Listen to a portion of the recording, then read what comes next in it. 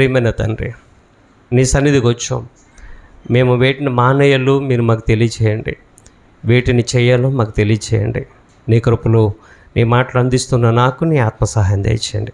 యేసుక్రీస్తు వారి పేట ప్రార్థన చేసినాం తండ్రి, ఆమేన్. ప్రభునందు ప్రియమైన వాళ్ళరా, దేవుని యొక్క మాటలు చాలా శ్రేష్టమైనవి, ఉన్నతమైనవి. దేవుడు ఏం చెప్తున్నాడు అనే విషయాన్ని మనం గమనించాలి. మనం ఇక్కడ ఆలోచన చేయగలిగితే మనం దేవుని పిల్లలైన మనము వేటిని మానేయాలి, వేటిని చేయాలి. అమ్మ, దేవుని పిల్లలైన మనము రాసుకోనండి, టైటిల్ రాసుకునే వాళ్ళు వేటిని మానేయాలి, వేటిని చేయాలి. లేకపోతే క్రైస్తవులు వేటిని మానేయాలి, వేటిని చేయాలి. ఈ రెండు ఈరోజు మనం నేర్చుకుందాం ఖచ్చితంగా. కీర్తన గ్రంథము 34:14 దేవుడు డైరెక్ట్గా ఒక విషయాన్ని మనతో మాట్లాడుతున్నాడు. కీర్తన గ్రంథము 34:14 ఒక మాట దేవుడు స్పష్టంగా మనతో మాట్లాడుతున్నాడు. ఆ విషయాన్ని చూద్దాం. కీర్తన గ్రంథము 34:14 కీడు చేయటం మానేయాలట, మేలు చేయము అంటున్నాడు. సమాధానాన్ని వెతికి దాన్ని వెంటాడము అంటున్నాడు. ప్రభునందు ప్రియమైన వాళ్ళరా, కీడు చేయడం మానేసి ఏం చేయాలటమ్మా? మేలు చేయాలి. సమాధానాన్ని వెతికి దానిని వెంటాడాలి.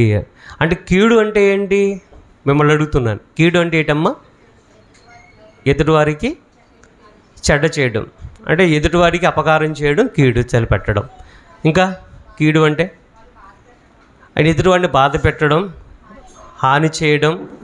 ఒక మాటలో చెప్పాలంటే ఏసేపు అన్నలు ఏసేపు చేసింది కీడా మేలా? కీడే. ఓకేనండి. ఇంకా కీడు అంటే ఏంటి?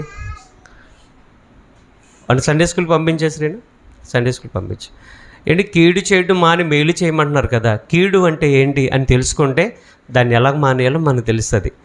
కీడు అంటే వాక్యం చెప్పకపోవడం కూడా కీడే, తెలుసా? వాక్యం చెప్పకపోవడం కూడా కీడే. ఎందుకనంటే నశించిపోతున్న ఆత్మలు ఎన్నో మన కళ్ళెదుట కనబడుతున్నాయి. వాళ్ళకి దేవుని మాటలు చెబితే వాళ్ళు దేవుని యొక్క మాటలు ఒకవేళ మనసులో వాళ్ళు స్వీకరించారనుకోండి, ఏం జరుగుద్ది? వాళ్ళు నరక ప్రాప్తి నుంచి తప్పించబడతారు. కాబట్టి యేసుక్రీస్తు వారిని సురక్షణగా అంగీకరిస్తే ప్రియమైన వాళ్ళరా, వారు పరలోకానికి వెళ్ళడానికి దోహదపడుతుంది. ఏం చేస్తే? వాక్యాన్ని మనం వాళ్ళకి తెలియజేస్తే. చాలా పెద్ద ప్రమాదం నుండి తరతరాలు యుగయుగాలు బాధపడే అటువంటి బాధ నుండి ప్రియమైన వాళ్ళరా తప్పించిన వారం అవుతాము. వాక్యం చెప్పకపోవడం వలన ఈరోజు నశించిపోతున్నటువంటి ఆత్మలు ఎన్నో ఉన్నాయో ఆ విషయాన్ని మనం గమనించాలి. కీడు చేయడం మాని మేలు చేయమని వాక్యం చదివిస్తుంది. కీడు చేయడం అంటే ఎదుటివాడికి అపకారం తలపెట్టడం, ఎదుటివాడికి హాని చేయడం, ఎదుటివారు నాశనం అయిపోవాలి అని కోరుకోవడం, ఎదుటివారు బాగుపడకూడదు అని కోరుకోవడం. కాబట్టి మనము దేవుని పిల్లలైన మనము ఏం చేయాలంటే ఎదుటివారు వాళ్ళు చెడ్డవారైనా మంచి వాళ్ళు ఏ గుణగణాలు ఎలాగున్నా వాళ్ళు బాగోవాలని కోరుకోవాలి, వాళ్ళు మారాలని కోరుకోవాలి, వాళ్ళని దేవుడు దీవించాలని కోరుకోవాలి. యేసుక్రీస్తు వారు అంతటి వారే ప్రియమైన వాళ్ళరా, ఎవరికి ఏ అపకారం చేయలేదు, అందరికి ఉపకారం చేశాడు ఆయన. అటువంటి ఆయన ఆనాడు యూదా ప్రజలందరూ కూడా ఏకస్వరముతో వాళ్ళందరూ కూడా ఏమన్నా తెలుసండి? వీరిని సిలువ వేయండి, వీరిని చంపేయండి, వీరిని మాకొద్దు అని అన్నారు. ఏంటి ఒక్కసారి మీరు గమనించండి, ఎందుకు వద్దనుకున్నారు అని అంటే ఆయన గురించి వాళ్ళకి పూర్తిగా అర్థం కాలేదు. మనకు అర్థమైనంత రీతిగా ఆనాడు యూదులకు అర్థం కాలేదు ప్రియమైన వాళ్ళరా. మనోడే కదా, మావోడే కదా అని అనుకుంటారండి.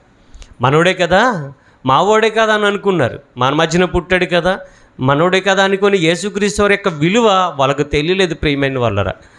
ఒక్కసారి మీరు గమనించాలని కోరుతున్నాను. అలాగే స్థానిక సంఘాలలో కూడా మనం చూడగలిగితే ఆ సేవకుడు విలువ వాళ్ళకి తెలీదు. ఆ సేవకుడు విలువ ఎవరు తెలుస్తుందండి? బయట వాళ్ళకి తెలుస్తుంది ప్రియమైన వాళ్ళరా. కాబట్టి ఒకసారి మీరు గమనించండి, ఇక్కడ మేము పరిచర్య చేస్తున్నాం అంటే మా వాళ్ళే కదా, మా సీనే కదా అని అనుకోవచ్చు మీరు. కానీ నేను వ్యక్తిగతంగా మీ అందరికీ దగ్గరగా ఉండవచ్చు, కానీ దేవుని సేవకుడిగా ఉన్నాను నేను ప్రియమైన వాళ్ళరా. మా వాడే కదా అని మీరు అనుకోవచ్చు, కానీ చెప్పదున్న మాటలు ప్రియమైన వాళ్ళ అశ్రద్ధగా మీరు పెట్టవద్దని కోరుతున్నాను. మావోడే కదా అని ఆలోచన చేయకూడదు. అటువంటి ఆలోచన మనకు ఉండకూడదు ప్రియమైన వాళ్ళరా. యేసుక్రీస్తు వారిని అలాగే వాళ్ళు అపార్థం చేసుకున్నారు, సిలువకు అప్పగించారు. యేసుక్రీస్తు వారి పట్ల వాళ్ళు ఏం చేశారు? కీడు తలపెట్టారు. ఆ విషయాన్ని గమనించాలి. యేసుక్రీస్తు వారు ఏమన్నారు? అందరిని క్షమించమని కోరాడు ఆ యొక్క చివరి ఆ యొక్క మరణ దశలో ఉన్నప్పుడు. కాబట్టి ప్రియమైన వాళ్ళు కీడు చేయుడు మానేసి మేలు చేయాలి.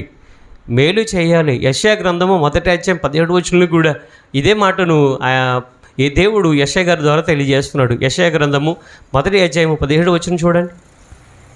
యెషయా గ్రంథము 1:17 కీడు చేయటం మానుడి,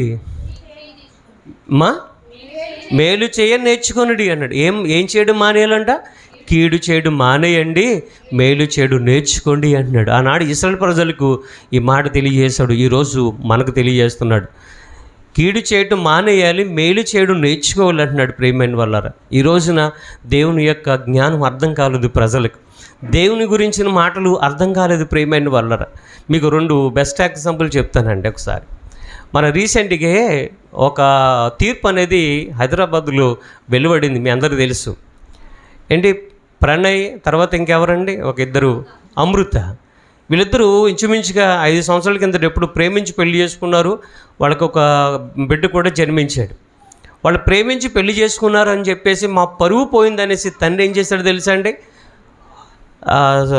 తన యొక్క బిడ్డ యొక్క భర్తను అంటే అల్లుడిని చంపేసాడు.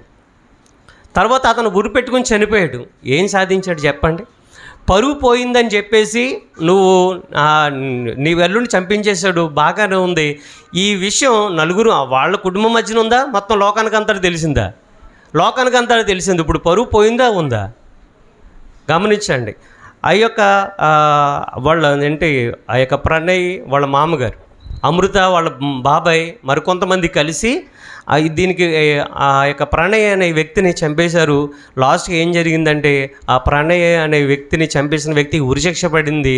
మిగిలిన వాళ్ళందరూ కూడా యావజ్జీవ కారాగార శిక్ష పడింది. ఏం జరిగింది చెప్పండి? ఆ రోజున సైలెంట్గా అతను ఉండుంటే, పోనేలే వాళ్ళు బతుకుతారు, నా దృష్టిలో నా కూతురు లేనట్టుగా అని ఆ క్షణాలు ఆ కోపంతో అతను ఉండి, నా కూతురు నా దృష్టిలో చచ్చిపోయింది, ఇంకా దానికి నాకు సంబంధం లేదు అని ఒక మనసులో ఆ మాట అనుకొని ఆ క్షణాన్ని బాధపడి వదిలేసి ఉంటే ఈ రోజున పరిస్థితి వేరేగా ఉందని కదండి. కాబట్టి ఒకసారి ఆలోచించండి. ప్రేమించి పెళ్లి చేసుకున్నాడు అనేసి ఒక వ్యక్తిని అన్యాయంగా చంపేశారండి. అది కీడు తలపెట్టినది కదా చెప్పండి. ఏమని చెప్పండి? నీ బిడ్డకు నువ్వు అన్యాయం చేసుకున్నావు, నీ మనవడికి తండ్రి లేనివాడుగా చేసుకున్నావు. ఇతను సాధించింది చెప్పండి. అతని పేరు మారుతిరావు గారు. అతనేమి ఏం చేశాడండి? ఉరిపెట్టుకు చనిపోయాడు. ఏంటి చెప్పండి ప్రియమైన వాళ్ళ? ఇది ఎప్పుడో జరిగిన సంఘటన. కానీ రీసెంట్గా కాకినాడలో సుబ్బారావు నగర్ అనే ప్రాంతంలో ఒక వైఎన్జీసీలో అసిస్టెంట్గా చేస్తున్నాడు అయినా. అతను పేరు ప్రియమైన వాళ్ళరా, నిన్నే పేపర్లో పడింది ఆ విషయం, ఒకసారి గమనించాలని కోరుతున్నాను. ఏంటి, అతను ఓఎన్జీసీలో ఒక మంచి జాబే చేస్తున్నాడు. ఏం జరిగిందో తెలీదు. తన 2 పిల్లలండి, వయసు ఎంత తెలుసా అండి? 6-7 సంవత్సరాలు. 6-7 సంవత్సరాలు, 1వ తరగతి ఎల్కేజీ చదువుతున్నారు వీళ్ళ పిల్లలు. వాళ్ళిద్దరు పిల్లలు అటండి, వాళ్ళకి మంచి మార్కులు రావట్లేదంట, చదువులో రాణించలేకపోతున్నారంట. అందుకుని అతను ఏం చేశాడో తెలుసా అండి? కాళ్ళు చేతులు కట్టేసి బకెట్లో, ప్రియమైన వాళ్ళరా, ఆ యొక్క పిల్లల తలలు ముంచివేసి ఇద్దరిని అతి దారుణంగా చంపేశాడు. తన బిడ్డలకు కీడు తలపెట్టుకున్నాడు. అతను కూడా ఊరి పెట్టుకుని చనిపోయాడు. భార్యాభర్తలు ఇద్దరు కూడా, నలుగురు కూడా సరే ఫంక్షన్కి వెళ్ళారు. పిల్లలకి యూనిఫామ్ తీసుకుని వస్తానని బయలుదేరాడు. ఇంటికి వచ్చాడు. ఎంతగా భార్యకు ఫోన్ చేసినా సరే, భార్య ఫోన్ చేస్తుంది, ఎక్కడున్నారు అంటే ఫోన్ లిఫ్ట్ చేయట్లేదు. ఎక్కడో ఉన్నారనుకున్నారు, స్విచ్ ఆఫ్ అని వస్తుంది. ఇంతకు రావట్లేదు, అంతకు రావట్లేదు. భార్య చూసి ఏం చేసిందంటే ఇంటికి వచ్చింది. ఇంటికి వస్తే తలుపు కొడుతుంటే తలుపు తీయట్లేదు. భర్త రాలేదేమో అని అనుకుంది. తీరా కిటికీలోంచి చూస్తుంటే భర్త పేనక వేలాడుతున్నాడు. తీరా లోపలికి వెళ్ళి చూస్తే పిల్లలు వికృత జీవులుగా మారిపోయారు. అతను చదువుల్లో రాణించినంత మాత్రాన, ప్రియమైన వాళ్ళరా, వేరే రంగంలో రాణిస్తారు కదా. మీరు గమనించండి, చదువుల్లో పిల్లలు రాణించినంత మాత్రాన ఇంకా వేరే రంగాలు లేవా? వాళ్ళు క్రీడలో రాణించగలుగుతారు, వ్యాపార రంగంలో రాణించగలుగుతారు. ఒకసారి మీరు గమనించండి ప్రియమైన వాళ్ళరా. అసిస్టెంట్ అకౌంటెంట్గా అతను పనిచేస్తున్నాడు. అతను మంచి శాలరీ ఉంది, మంచి లైఫ్ ఉంది, మంచి జీతం ఉంది, అన్నీ బాగానే ఉన్నాయి. ప్రియమైన వాళ్ళరా, ఏమొచ్చిందో ఆ పిల్లలు ఏమన్నా ఐఏఎస్ చదువుతున్నారా, ఐపీఎస్ చదువుతున్నారా, ఎంబీబీఎస్ చదువుతున్నారా, రాణించలేకపోతున్నారు అనడానికి ఎల్కేజీ యూకేజీ కదా ప్రియమైన వాళ్ళరా. ఆ ఫోటోలు చూసినప్పుడు, వీడియోని చూసినప్పుడు చాలా బాధ అనిపించిందండి. చాలా బాధ అనిపించింది. ఆ పిల్లలిద్దరు కూడా మోకాళ్ళతో, ప్రియమైన చేతులు వెనక కట్టేసి కాళ్ళు కట్టేసుకొని ఆ బకెట్లో ఇలా ఉన్నారండి. ఎంత బాధ అనిపించిందండి. ఏంటి ఇటువంటి దుష్కార్యం ప్రియమైన వాళ్ళరా జంతువుల్లో కూడా ఉండదు ప్రియమైన వాళ్ళరా. ఇటువంటి భయంకరమైన మనసు ప్రియమైన వాళ్ళరా పక్షుల్లో జంతువుల్లో కూడా అలా చెయ్యాలి, నా పిల్లల పట్ల అలా చెయ్యాలని అటువంటి కోరిక ఉండదు. ఒక్కసారి మీరు ఆలోచించేయండి.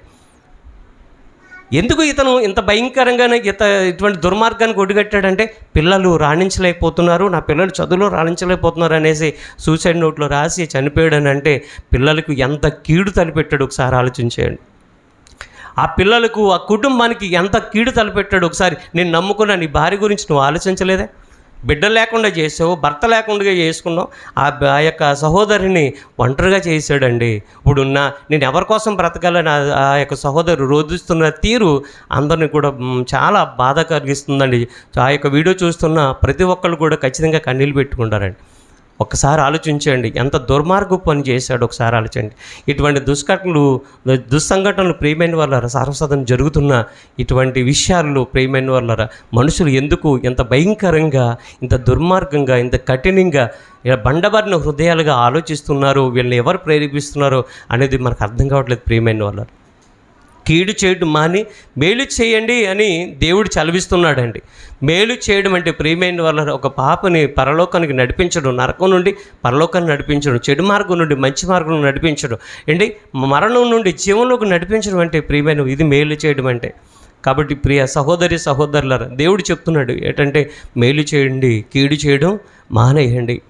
నేను ఒక మాట మీకు స్పష్టంగా చెప్తున్నాను, దయచేసి మీ మనసులో కూడా పెట్టుకోండి. మీరందరూ కూడా మంచివాళ్ళు నాకు తెలుసు, కానీ లైవ్ ద్వారా చాలామంది వీక్షిస్తున్నారు కాబట్టి వాళ్ళని కూడా ఈ మాటల చేత ప్రేరేపించి వాళ్ళని కూడా పరలోకాన్ని నడిపించాలని ఒక ప్రయత్నం తప్ప మరొకటి కాదు. ఎవరిని ఉద్దేశించి అయితే ఈ మాటలు కాదు, కానీ ఏ ఒక్కరైనా సరే ఇటువంటి ఆలోచనలు కలిగి ఉంటే మానుకుంటారని ప్రయత్నం ప్రియమైన వాళ్ళారు.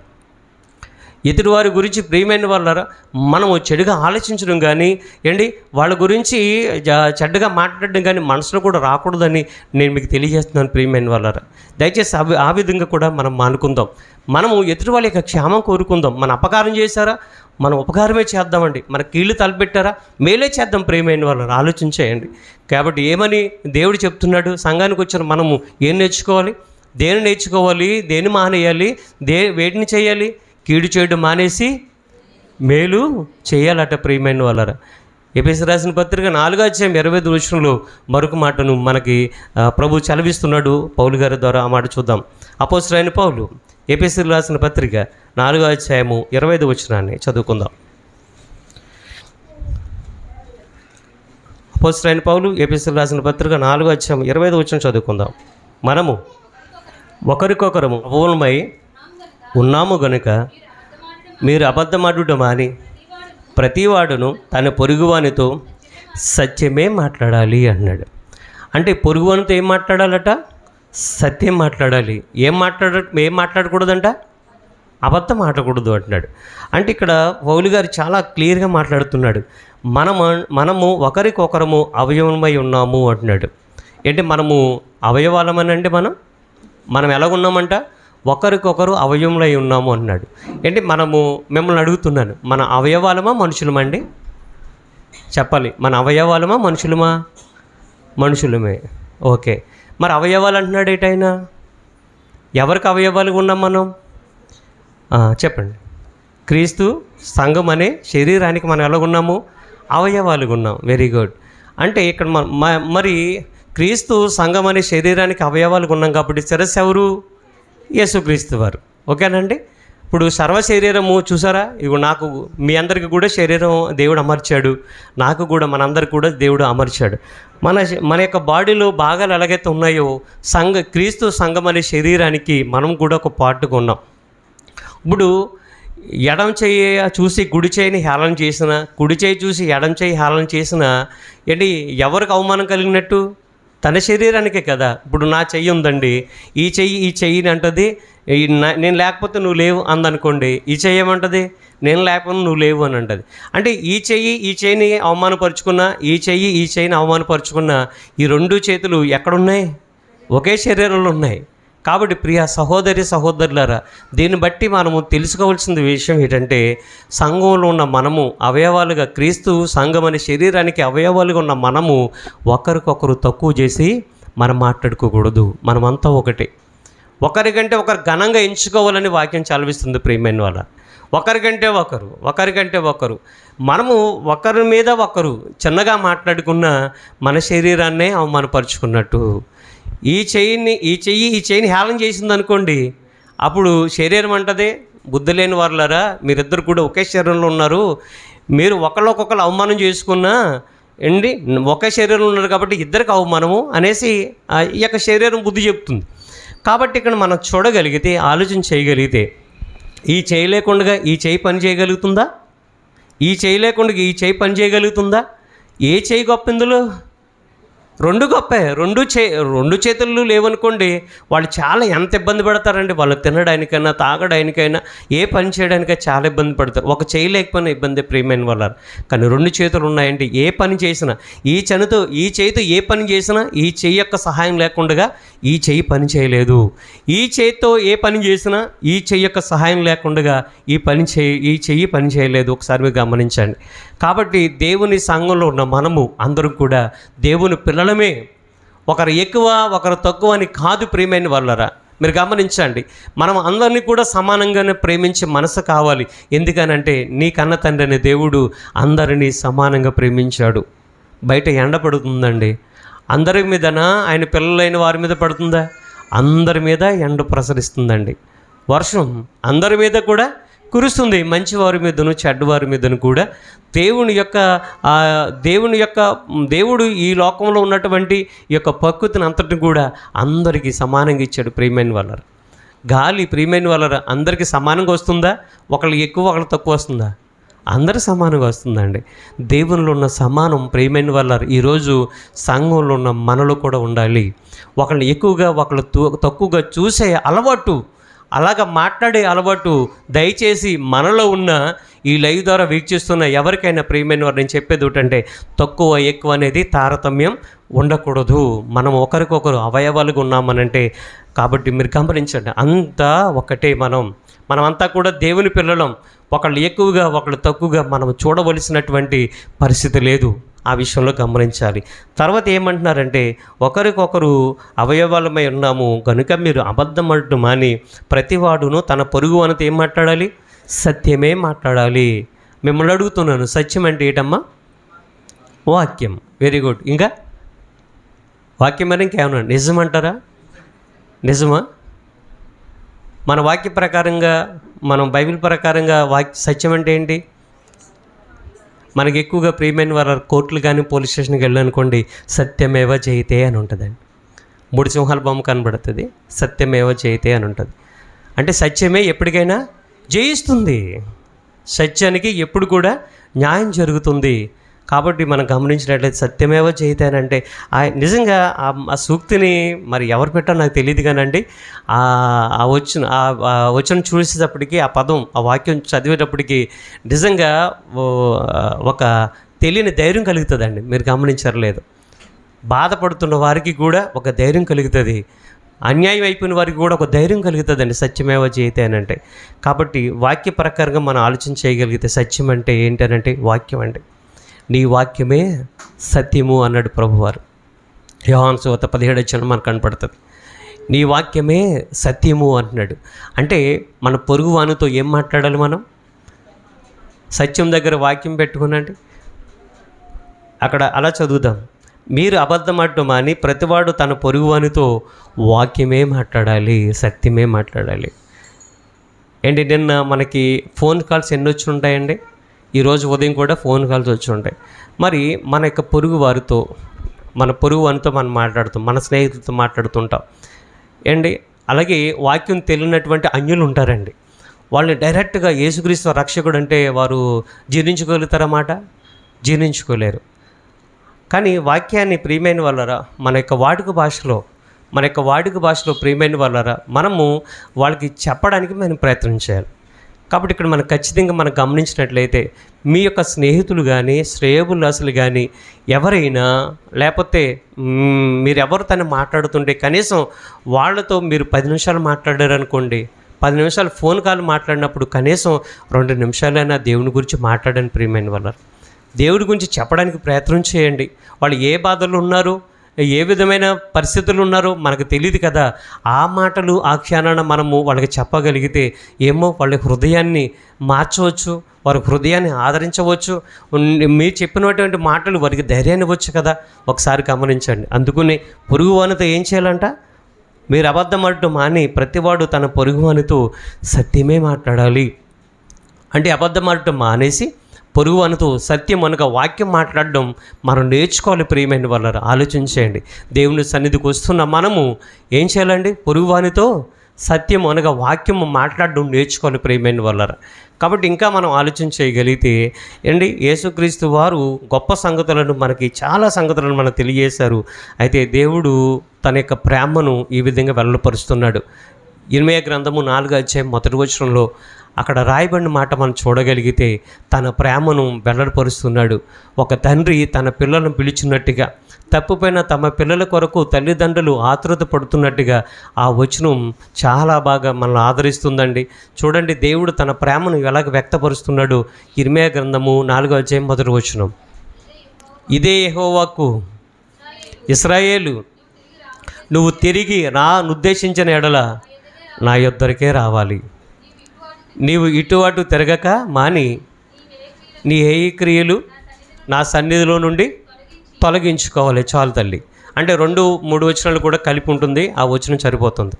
అంటే దేవుడు ఏమంటున్నాడు అంటే, ఇశ్రాయేలు, నువ్వు తిరిగి ఉద్దేశించిన ఎడల నా దగ్గరికి రా. ఏంటి, దేవుడు ఇశ్రాయేల్ ప్రజలకి ఎంత మేలు చేశాడండి, ఎన్ని అద్భుతాలు చేశాడు వాళ్ళ పట్ల. ఐగుప్తు దేశంలో బానిస బ్రతుకుతున్న వాళ్ళని రప్పించడానికి, వాగ్దాన దేశాన్ని నడిపించడానికి ఒక మహానాయకుడిని ఏర్పాటు చేశాడు. అంతేకాదు ప్రియమైన వాళ్ళరా, చాలా అద్భుతాలు చేశాడండి. ఐగుప్తు దేశంలోనూ చేశాడు, అరణ్య మార్గంలో కూడా ఆయన అద్భుతాలు చేశాడండి, విడిచిపెట్టలేదు. మిమ్మల్ని విడువను ఎడబాయను అన్నాడు. అబ్రహాము గారికి ఇచ్చినటువంటి వాగ్దానం, అబ్రహాము గారికి ఇచ్చినటువంటి మాట ఇశ్రాయేలు ప్రజలు ప్రియమైన వాళ్ళ దేవుని మీద ఎన్నిసార్లు తిరుగుబడి చేసినా, ఆయనకి బాధ కలిగించినా, ఎట్టి పరిస్థితుల్లో కూడా ఆయన తన మాటను వెనక్కి తీసుకోలేదు అనే విషయాన్ని గమనించాలి. అంటాడు ఈ న్యాయాధిపతుల గ్రంథంలో కూడా ఆ ఇశ్రాయేలు ప్రజల గురించి ఏమని రాయబడిందంటే, వాళ్ళు అటండి దేవుడికి మొరపెట్టేవారు. ఎప్పుడు తెలుసా? కఠిన బాధలు కలిగినప్పుడు, వాళ్ళ బాధలు పడుతున్నప్పుడు దేవుని మొరపెట్టేవారు. దేవుడు ఎవరొకరు పంపించి వాళ్ళు ఇడిపించేవారు. కొన్ని రోజులు మాత్రం దేవునికి భయభక్తులు కలిగి బ్రతికేవారు, కృతజ్ఞతలుగా బతికేవారు. మరలా దేవుడు చేసిన మేలు మర్చిపోయి మరలా దేవుని విసర్జించేవారు. మరలా పొరుగు రాజులకి, అన్ని రాజులకి అప్పగించేవాడు. మరలా వాళ్ళు బాధలు పెడితే అప్పుడు దేవుడి దగ్గరికి వచ్చి మొరపెట్టుకునేవారు. మరలా దేవుని విడిపించేవాడు. నిజంగా ఇలాగ పలుమార్లు జరుగుతుంది. దేవుడు ఏమంటున్నాడంటే, ఇర్మీయా కాలానికి వచ్చేటప్పటికి, ఇశ్రాయేలు, నువ్వు ఉద్దేశించిన ఎడల నా దగ్గరికి వచ్చే అన్నాడు. నా దగ్గరికి రా, ఇటు అటు తిరగకూడదు, నా సన్నిధులు నేహిక్రియలు మానేసుకోవట్న్నాడు. ఇటు అటు తిరగొద్దు అని చెప్తున్నాడు. ఏంటి, పిల్లలను తల్లిదండ్రులు దండిస్తారండి. పిల్లలు మాట వినకపోతే, వాళ్ళు సరైన మార్గంలో నడవకపోతే పిల్లలు దండిస్తారండి. దయచేసి మీరు మీ తల్లిదండ్రులు దండిస్తున్నప్పుడు వాళ్ళ మీద సీరియస్ అవ్వమాకండి, కోపడమాకండి. మీ క్షేమం కోరికే వాళ్ళు. ఏంటి, పిల్లలు ఎదిగే కొద్ది ప్రియమైన వాళ్ళతో ఎంతో జాగ్రత్తగా ఉండవలసిన పరిస్థితులు ఉన్నాయి. అప్పుడు పరిస్థితులు వేరు. నేను బాలుడిగా ఉన్నప్పుడు, యవన దశలో ఉన్నప్పుడు అప్పుడు పరిస్థితులు వేరు. ఇప్పుడు నా పిల్లలు యవన దశకు వచ్చారు, మన పిల్లలు యవన దశకు వచ్చారు. ఇప్పుడు పరిస్థితులు వేరు, గమనించాలని కోరుతున్నాను. కాబట్టి ప్రియ సహోదరులారా, మన మాటలు ఎలాగున్నా దేవుని యొక్క మాటలు మాత్రం స్వాస్థ్యమే కదండి, స్థిరత్వమే కదా. అవి శాశ్వతంగా ఉంటాయి. కాబట్టి ఆ మాటలకు లోబడి నల్ల వాళ్ళు ఎవరు చెప్పండి? ఖచ్చితంగా లోబడతారు. కాబట్టి పిల్లలు భవిష్యత్తు బాగోవాలనేసి వాళ్ళు గద్దిస్తారు, తిడతారు, దండిస్తారు. ఆ మాట వినకపోతే అవసరమైతే 2 కొడతారు కూడా. పిల్లలను తల్లిదండ్రులు కుట్టుతున్నారు అంటే, దండిస్తున్నారు అంటే కోపంతో అని కాదు, వాళ్ళు సన్మార్గంలో నడవాలని. ప్రియమయ సహోదరులారా, పిల్లల మీద తల్లిదండ్రులకి కోపం ఎప్పుడు ఉండదండి. పిల్లల మీద తల్లిదండ్రులకు ప్రేమే ఉంటుంది. కోపం అనేది పిల్లల మీద తల్లిదండ్రులకు రాదు. కానీ కోపం రప్పించేది ఎవరు? పిల్లలే. తల్లిదండ్రులు అనవసరంగా కోపడరు. ఈ విషయం గమనించాలి. అలాగే ఇశ్రాయేలు ప్రజలు మాటికి దేవుని కోపం రప్పించారండి. నోవాహు కాలంలో కోపం రప్పించారు, సొదొమ గొమొర్రా లోతు కాలంలో కూడా కోపం రప్పించారండి. కాబట్టి ఇక్కడ మనం చూడగలిగితే దేవుడు కోపపడే వ్యక్తి కాదు. అయినా కోపతత్వం ఉన్న మనస్తత్వం కాదు దేవునిది. కానీ కోపం పుట్టించేటట్టుగా బ్రతికే ప్రజలు మధ్య ప్రేమైన వాడిని పుట్టించారు. అయినా సరే దేవుడు వాళ్ళ మీద కోపపడిన మరలా తన ప్రేమను కురిపిస్తూనే వచ్చాడు. దేవుడు ఎంత ప్రేమను కురిపించాడు మన పట్ల, ఎంత ప్రేమను చూపించాడంటే తన ప్రియమైన కుమారుని కూడా, ప్రియమైన వారు వినాలి, తన ప్రియమైన కుమారుని కూడా మన కోసం పంపించడానికి వెనుతీయలేదు అని అంటే అంతగానో ప్రేమ ఎవరైనా ప్రేమించగలుగుతారా? ఈ ప్రపంచంలో తండ్రి అనే దేవుడు చూపించినటువంటి ప్రేమ ఈరోజు ఎవరైనా చూపించగలుగుతారా? చూపించలేరు కదా ప్రియమైన వాళ్ళరా. పిల్లలను దండించినప్పుడు, అలాగే వాళ్ళు కొడుతున్నప్పుడు, లేకపోతే వాళ్ళు సన్మార్గంలో ఉండడానికి, మంచి మార్గంలో ఉండడానికి 4 మాటలంటే కోపంతో వచ్చి పిల్లలు ఏం చేస్తున్నారండి? ఇంట్లోంచి వెళ్ళిపోతున్నారు. నా తెలియక అడుగుతాను ప్రియమైన వాళ్ళరా, పిల్లలకి చెప్పేది ఒకటే, మీకు ఇంటికాడ మీ తల్లిదండ్రుల దగ్గర ఉంటే క్షేమమా, బయటికి వెళ్ళిపోతే క్షేమమా? ఏనా? తల్లిదండ్రుల దగ్గర ఉంటే క్షేమం. మరి మనం దేవుళ్ళు ఉంటే క్షేమమా, దేవుని విడిచిపెట్టి బయట లోకంలో బ్రతికితే క్షేమమా? దేవుళ్ళు ఉంటేనే క్షేమం ఏంటి, ఒక్కసారి మీరు గమనించాలి. అప్పుడు తల్లిదండ్రులు ఏం చేస్తారంటే పిల్లల కోసం ఎదుగుతారు. వాళ్ళ ఫ్రెండ్స్ ఫోన్ చేస్తారు, వాళ్ళ ఫ్రెండ్స్ ఏం చేస్తారు, వాళ్ళ ఫ్రెండ్స్ ఫోన్ చేస్తారు, ఒరే ఇటు వచ్చాడా అని అడుగుతారు. రాలేదంటారు. అంకుల్ రాలేదు, అంకుల్ ఆంటీ రాలేదంటే, మా దగ్గర కూడా రాలేదంటే అంటారు. లాస్ట్కి పోలీస్ స్టేషన్కి వెళ్తారు. పోలీస్ స్టేషన్లో ఏం చేస్తారు, బాబు ఫోటో తీసుకుని అందరికీ అన్ని స్టేషన్కి పంపిస్తారండి. ఎందుకని? పరువు తీయడానికి కాదు, ఎక్కడున్నా వస్తాడు అనేసి, దొరుకుతాడు అనేసి. తిట్టింది తల్లిదండ్రులు, అవసరమైతే వాడు సన్మార్గంలో ఉండడానికి కొట్టింది కూడా తల్లిదండ్రులే. కానీ మరలా వాడు తప్పిపోయాడని చెప్పేసి బెంగ పెట్టుకొని అన్నం తినడం మానేసేది కూడా ఆ తల్లిదండ్రులే. మరలా నా బిడ్డ నా దగ్గరికి వస్తాడని ప్రేమతో ఎదురు చూసింది కూడా ఆ తల్లిదండ్రులే. ఈ ప్రేమ ఈ తల్లిదండ్రులకు ఎలాగొచ్చింది తెలుసా? ఇదిగో దేవుని ప్రేమ. అలాగే తప్పిపోయారండి ఇశ్రాయేలు ప్రజలు. మీరు రావాలనుకుంటే మరలా నా దగ్గరికే రండి అంటున్నాడు. నా దగ్గరికే రండి, ఎక్కడికి వెళ్ళమాకండి, నా దగ్గరికే రండి. నా దగ్గర ఉంటే మీకు క్షేమం అంటున్నాడు ఆయన. నా దగ్గర ఉంటే మీరు మేలు పొందుకుంటారు, నా దగ్గర ఉంటే మీరు స్వస్థత పొందుకుంటారు, నా దగ్గర ఉంటే మీకు ఆరోగ్యాన్ని పొందుకుంటారు, నా దగ్గర ఉంటే మీరు బాగుంటారు, నా దగ్గరికి వచ్చేయండి అంటున్నారు. భూమి మీద పిల్లలు తప్పిపోతే తల్లిదండ్రులు ఎటువంటి ప్రయత్నాలు చేస్తున్నారు? మరలా చాచని చేతులతో దినమెల్లా ఆయన ప్రియమైన వాళ్ళని మన వైపు చేతులు చాస్తున్నాడండి. తప్పిపోయిన వాళ్ళ కోసం, అలాగే లోకంలో వెళ్ళిపోతున్న వాళ్ళ కోసం, నశించిపోతున్న వాళ్ళ కోసం తన చేతులు చాపి పిలుస్తున్నాడు. ప్రియమైన వాళ్ళరా ఆలోచించండి. మరి సంఘానికి వస్తున్న మనము ఏం నేర్చుకుంటాం చెప్పండి ఒకసారి. కాబట్టి ప్రియ సహోదరులు ఏమంటున్నాడు ఆయన? ఇంకా ఇటు అటు తిరగడం మానేసి నీ ఏయక్రియలను నా సన్నిధిలో తొలగించుకుంటున్నాడు ఆయన. 20 మరి ఇటు అటు తిరిగే అలవాటు ఎవరికి ఉంటుందండి? ఇటు అటు తిరిగే అలవాటు ఎవరికి ఉంటుందమ్మా చెప్పాలి? సాతానుకు ఉంటుంది. అంటే సాతానే తనే స్టేట్మెంట్ ఇచ్చాడు దేవుడి దగ్గర. యోబు గ్రంథం 1:7 చూడండి. వాడు ఏమి స్టేట్మెంట్ ఇస్తున్నాడు? దేవుడు అడుగుతున్నాడు, సాతాను అడుగుతున్నాడు. సాతాను నువ్వు ఎక్కడి నుంచి వచ్చావు అని అడిగితే వాడే చెప్తున్నాడు. చదవండి అన్నమాట, మనందరూ తెలిసిన మాట అది. ఈ భూమి మీద భూలోకంలోనట ఇటు అటు తిరుగుతూ అందులో సంచరించుచు వచ్చాను అంటున్నాడంట. మీరు గమనించండి, భూమి మీద ఇటు అటు తిరుగుతూ సంచరించుచు అందులోంచి వచ్చాను అంటున్నాడు. ఎక్కడైనా స్టాండర్డ్గా ఉన్నాడా? ఎక్కడైనా ఒక చోట ఉన్నాడా? నిలబడ్డాడు ప్రియమైన వాళ్ళారా. కానీ సాతాను తత్వం కలిగిన వాళ్ళు కూడా అలాగే ఉంటారు. దేవుని సన్నిధిలో వాక్యానికి విధేయులైన వాళ్ళు సత్యం ఎక్కడైతే ఉందో అక్కడ నిలబడిపోతారు. ప్రియమైన వాళ్ళారా గమనించండి. ఈ రోజున సంఘాలలో మనం ఆలోచన చేయగలుగుతుంటే వాళ్ళకి ఇష్టమైన రీతిలో వాళ్ళ యొక్క ఆలోచన నెరవేరలేదని, వాళ్ళకి ఉద్దేశాలు నెరవేరలేదని, లేకపోతే వాళ్ళున్న టాలెంట్ని ప్రదర్శించడానికి అవకాశాలు లేవని చెప్పి సంఘాన్ని విడిచి వెళ్ళిపోయేవారు చాలామంది ఉన్నారు. ప్రియమైన వాళ్ళారా గమనించండి. ఇటు అటు తిరిగే అలవాటు ఎవరికి ఉందంటే అపవాదికి తప్ప మరొకరికి కాదు. ఇటు అటు తిరిగే అలవాటు ఎవరో తెలుసండి? ఎవరికి ఉందండి ఇటు అటు తిరిగే అలవాటు? ఎవరికి ఉంది? అపవాది. చెప్పండి, మళ్ళడుతున్నా. అపవాదికి ఉంది. అంటే అపవాది ఇటు అటు తిరుగుతున్నాడో మనకెలా తెలుసు? వాడే చెప్పాడు కదా. మరి ఈ భూమి మీద ఇటు అటు తిరుగుతుంటారు స్థిరత్వం లేకుండా. మరి వీళ్ళు ఎవరి సంబంధాలు అనుకోవాలి మనం? అపవాది సంబంధాలు.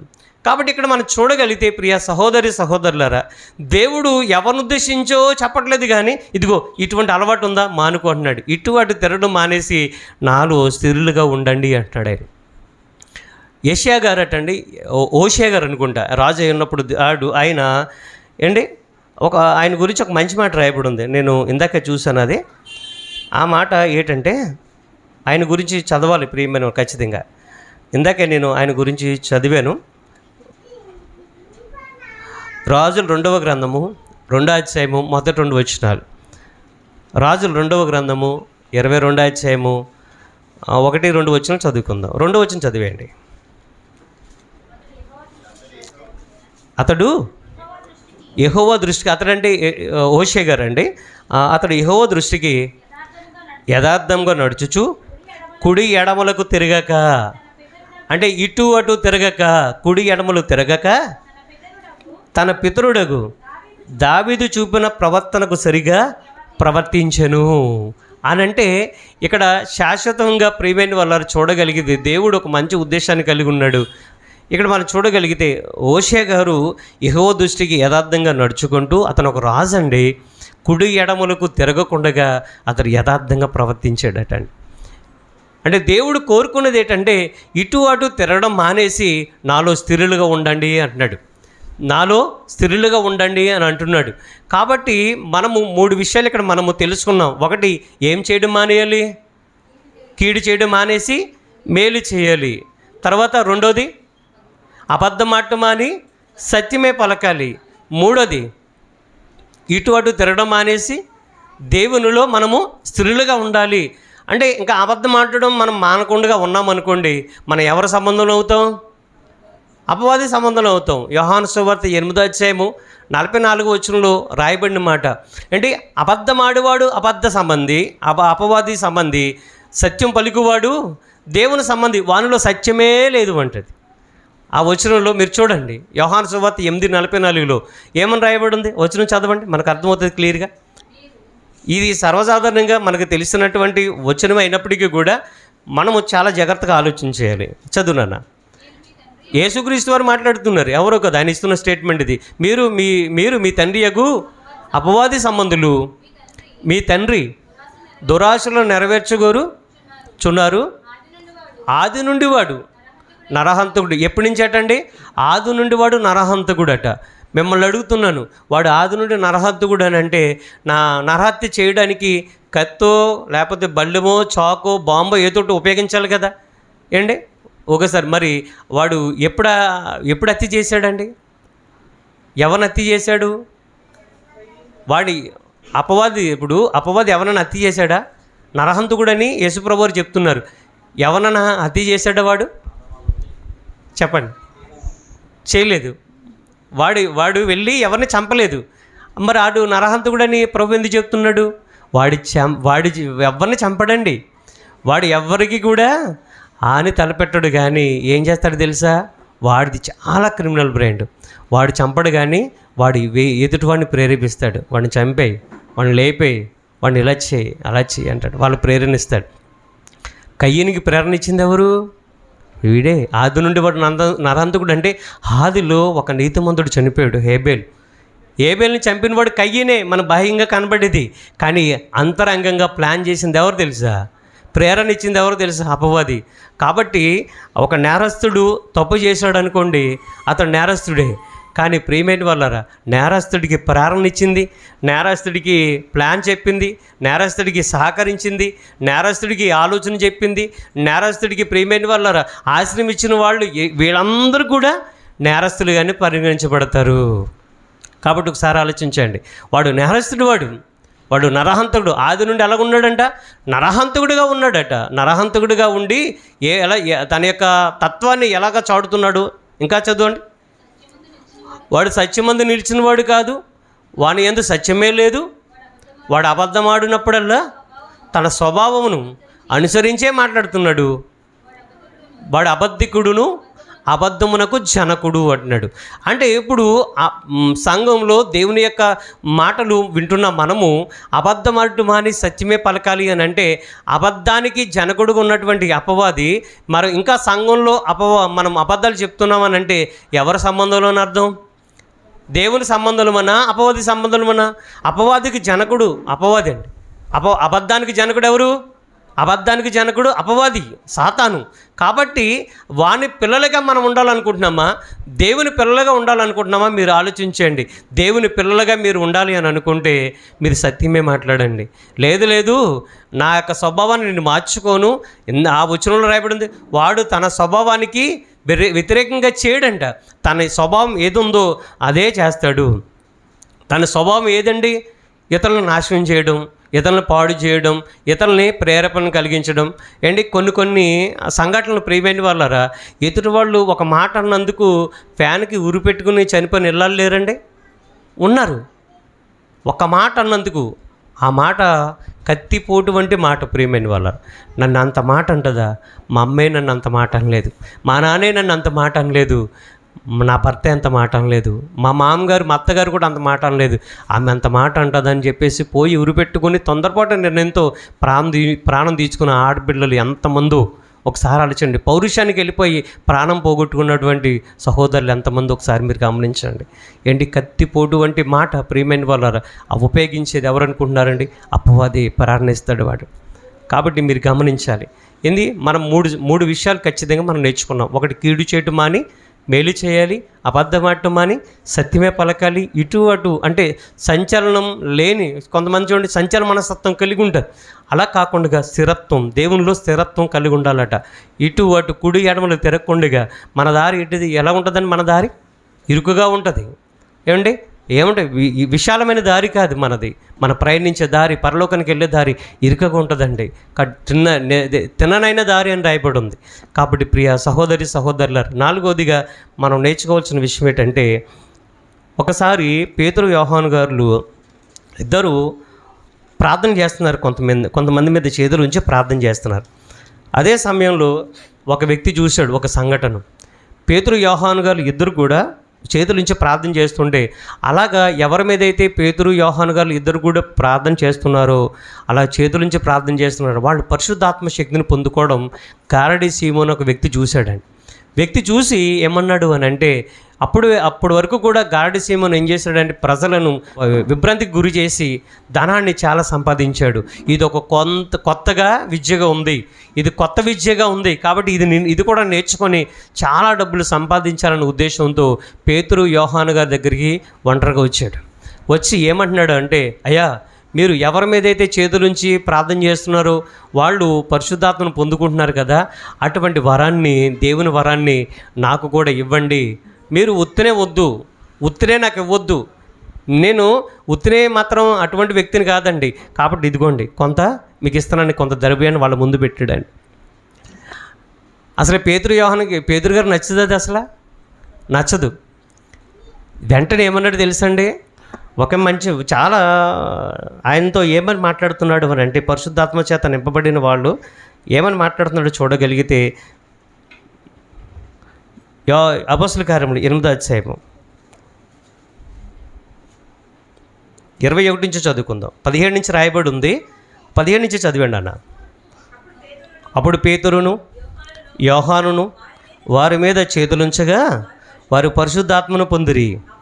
అపోస్తలులు చేతులుంచడం వలన పరిశుద్ధాత్మ అనుగ్రహింపబడినని సీమోను చూసి వారు ఎదుట ద్రవ్యము పెట్టి, నేనెవని మీద చేతులుంచుదునో వాడు పరిశుద్ధాత్మను పొందునట్లు ఈ అధికారము నాకు ఇయ్యుడని అడిగాను. అందుకు పేతురు, నీ ద్రవ్యమిచ్చి దేవుని వరమును సంపాదించుకొందునని తలంచుకొనినందున నీ వెండి నీతోనే నశించునుగాక అంటున్నాడండి. ఏమంటున్నాడండి? ఈ మాట చెప్పిన తర్వాత పేతురు గారు 21, 22, 3 వచనాల్లో చాలా స్పష్టంగా పేతురు గారు పరిశుద్ధాత్మ ప్రేరణతో మాట్లాడుతున్నాడు. ఆయన 21 వచనం చదువున్నాను. నీ హృదయము, గారడీ సీమోను, నీ హృదయము దేవుని ఎదుట సరైనది కాదు గనుక ఈ కార్యమందు నీకు పాలు పంపులు లేవు. కాబట్టి నువ్వేం చేయాలి తెలుసా అంటే, ఒక నిమిషం నాన్న, నీ యొక్క హృదయము దేవుని ఎదుట సరైనదిగా లేదు. ఇప్పుడు దేవుని సన్నిధికి వచ్చిన మనము మన యొక్క హృదయాలు దేవుని సన్నిధిలో సరైనగా ఉన్నాయా అని ఎప్పుడైనా మీరు పరిశీలన చేసుకున్నారా? ఖచ్చితంగా పరిశీలన చేసుకోవాలి. నా హృదయము దేవుని ఎదుట సరైనదిగా కాదా? దేవుని సన్నిధికి వస్తున్నాం, బాగానే ఉంది, ఆయన మాటలు వింటున్నాం, బాగానే ఉంది, మనకు కలిగింది దేవుని సన్నిధి సమర్పించుకున్న బాగానే ఉంది, పాటలు పాడుతున్నాం, ప్రార్థన చేస్తున్నాం, అన్నీ బాగానే ఉన్నాయి. కానీ హృదయం బాగోపోతే సంతోషించాడు దేవుడు. మన యొక్క హృదయం బాగోపోతే దేవుడు సంతోషపడడు. దేవుడు ఏం చూస్తాడు? బాహ్యాన్ని చూస్తాడా? బాహ్యాన్ని చూడడు. అలా బాహ్యాన్ని లక్ష్య పెట్టాడు. ఆయన ఏది చూస్తాడు? అంతరంగాన్ని చూస్తాడు, హృదయాంతరంగాన్ని చూస్తాడు. ప్రియమైన వాళ్ళారా, దేవుని సన్నిధులకు అడుగుపెట్టిన మన యొక్క హృదయాలన్నీ కూడా ఎలా ఉండాలి తెలుసా అండి? ఆయన ఎదుట సరైనగా ఉండాలి, ఆయనకి ఇష్టపడేవి ఉండాలి, ఆయన స్వీకరించేవి ఉండాలి. గమనించాలి. ఏమంటున్నాడంటే పేతురు గారు, నీ హృదయం దేవుని ఎదుట సరైనది కాదు అంటున్నాడు. 22 వచనం. కాబట్టి నీ చెడుతనము మానుకోవాలి. ఏం మానుకోవాలటమ్మా? చెడుతనం మానుకోవాలట. కాబట్టి నీ చెడుతనము మానుకొని మారు మనస్సు నొంది ప్రభును వేడుకొనుము. ఒకవేళ నీ హృదయాలోచన ఒకవేళ అన్నాడు అంటే ఒకవేళ అనే మాటను పేతురు గారు ఉపయోగించాడు. అంటే ఒకవేళ ప్రభువు నీ హృదయాలోచన క్షమించకపోవచ్చు. ఒకవేళ అన్నాడు. కానీ అంత తీవ్ర స్థాయిలోకి ఎందుకు వెళ్ళిపోవాలో ఒకసారి మీరు ఆలోచించండి. ఏదో తెలుసో తెలియకో ప్రభు సన్నిధులు మనము తప్పు చేసినప్పుడు, ప్రియమైన వాళ్ళ అపరాధం చేసినప్పుడు ఆయన పాదాలు పట్టుకొని, ప్రియమైన వాళ్ళ మనము దేవుని సన్నిధులు బ్రతిమాలుకొని, దయ్యా నన్ను క్షమించు అని ఆయన అడిగితే ఆయన క్షమించరా చెప్పండి? క్షమించవచ్చు. కానీ క్షమించకపోవచ్చు. ఆ స్థాయికి మనం వెళ్ళకూడదు ప్రియమైన వాళ్ళ. ఒకవేళ నీ హృదయాలోచన క్షమించవచ్చు, ప్రభువుని క్షమించబడవచ్చును అని చెబుతూ 23 వచనంలో ఏమంటున్నాడు అని అంటే, నీవు ఘోరమైన దుష్టత్వములోను దుర్నీతి బంధకములలోనూ ఉన్నట్టు నాకు కనబడుచున్నది అంటున్నాడు. అంటే చూసారా, వాళ్ళు పరిశుద్ధాత్మను పొందుకున్న మహానుభావులు, ప్రియమైన వాళ్ళ దేవుని యొక్క పనిని చాలా రోషంగా చేశారు, పౌరుషంగా చేశారు. ఇదే యోహాను, అలాగే యోహాను గారును, ప్రియమైన వాళ్ళరా, పేతురు గారిని కూడా పట్టుకొని చెరసాలలో బంధించేసి ఆ యొక్క మహాసభకు వీడ్చినప్పుడు, మీరు యేసు క్రీస్తు అనే పదాన్ని ఉపయోగించకూడదు, ఆ మాటను ఉపయోగించకూడదు, ఈ కొత్త బాధను మీరు చేయకూడదు అంటే వాళ్ళు ఏమన్నారు తెలుసండి? మీ మాట వినడం న్యాయమా, దేవుని మాట వినడం న్యాయమా అనేసి మహాసభలో వాళ్ళు ఎలుగెత్తి చెప్పేసి వచ్చేసారు. ప్రియమైన వాళ్ళు చూసారు దేవుని కొరకు ఎంత గొప్పగా బ్రతికారు అండి. చేపలు పట్టుకునే జాలలు అండి. వాళ్ళకి చదువు లేదు, దేవునికి జ్ఞానం, ప్రియమైన వాళ్ళ పరిశుద్ధాత్మ చేత వాళ్ళకి అనుగ్రహింపబడి ఉంది. కాబట్టి ఇక్కడ మనం చూడగలిగితే ఏమంటున్నాడు అని అంటే, నీ హృదయం దేవుని ఎదురు సరైనది కాదు.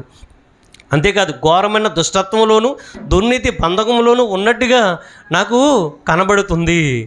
నువ్వు ఈ పరిస్థితుల్లో ఉన్నావు. గారడీసేమను ఒక్కసారి నువ్వు ఆలోచన చేసుకో. నీ పరిస్థితి చాలా ఘోరంగా ఉంది, చాలా కిటికీలుగా ఉంది, చాలా డేంజర్ జోన్లో ఉన్నావు నువ్వు. ఏ క్షణాన్న కానీ ప్రభు మొత్తితే నరకానికి వెళ్ళిపోతావు, జాగ్రత్త అని చెప్తున్నాడు.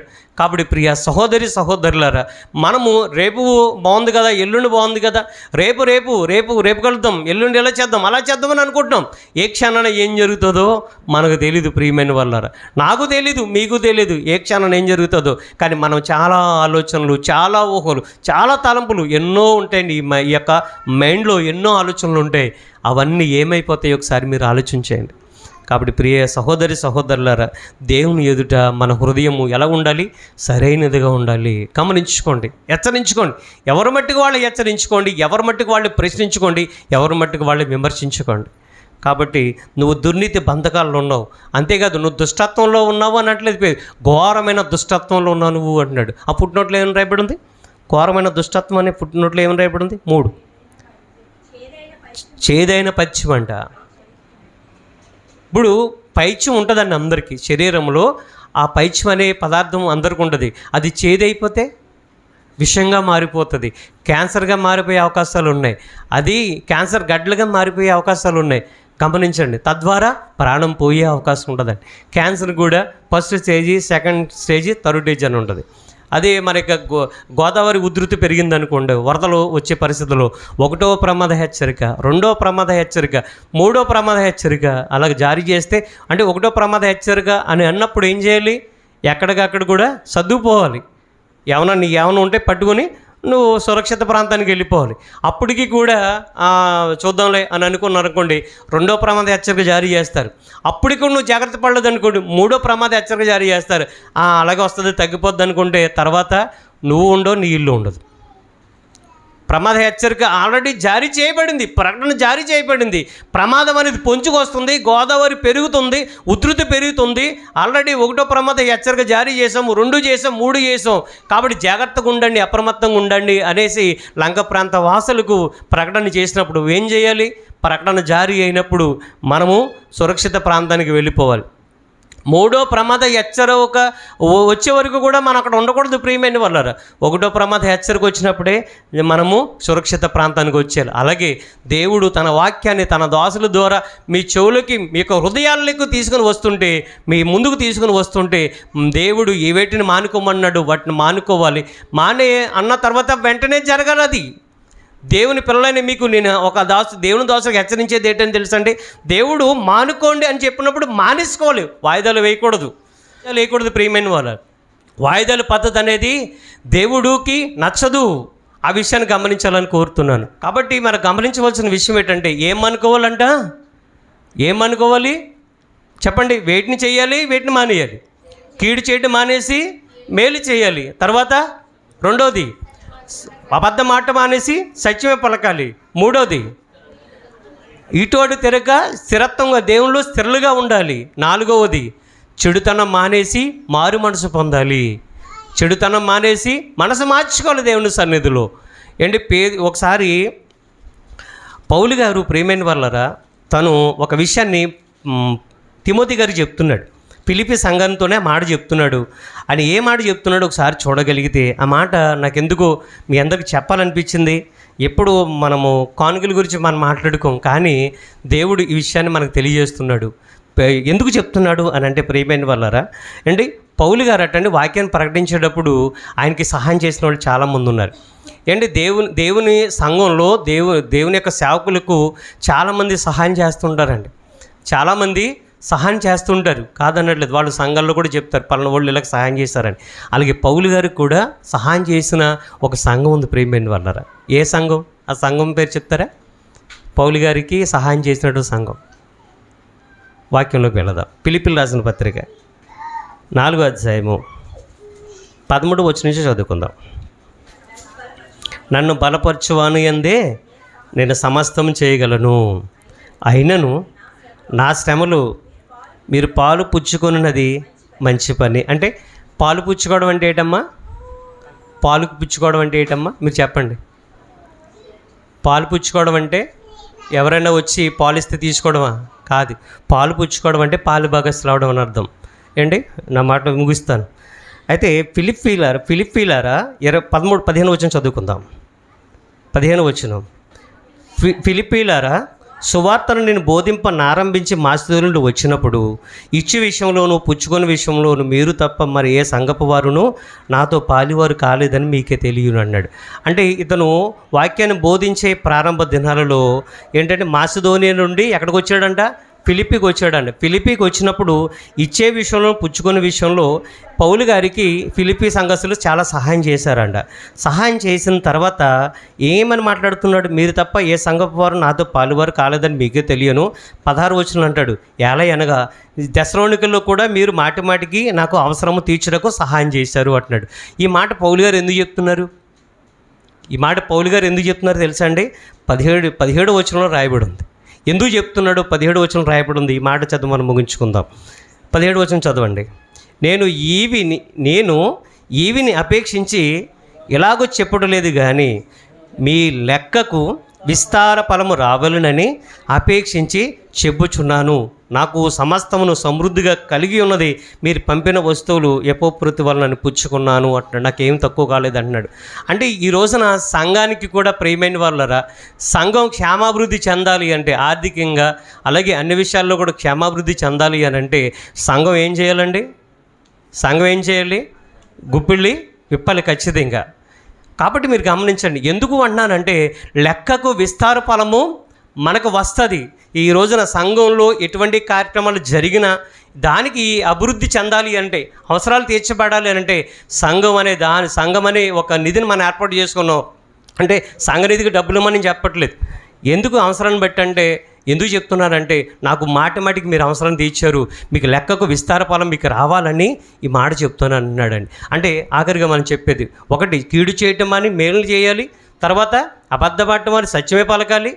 మూడోది, ఇటు అటు తిరగక దేవుని సంఘంలో సత్యవాక్యంలో స్థిరులుగా మనం ఉండాలి. తర్వాత చెడుతనం మాని మారు మనసు పొందాలి. తర్వాత ఈ లెక్కకు విస్తారమైన ఫలం మనకు రావాలి అని అంటే సంఘాన్ని ఆర్థికంగా మనం అభివృద్ధి పరచుకోవాలి. అంటే మన గుప్పిళ్ళు విప్పాలి, సంఘానికి మన గుప్పిళ్ళు విప్పాలి. ఆ విషయాన్ని గమనించండి. దేవుడు తన కృపను మీ అందరికీ దయచేయను గాక. అందరికీ వందనాలు.